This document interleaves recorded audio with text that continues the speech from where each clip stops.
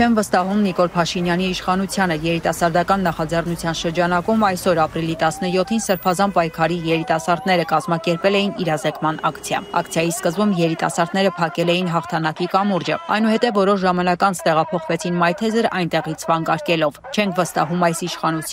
այս իշխանությունը նպատակ է դրել իր առջև կործանել այս երկիրը, մենք ուզում ենք ունենալ հայկական ազգային պետություն, հայկական ազգային գործելաոճ, ազգային իշխանություն, ազգային ինքնություն։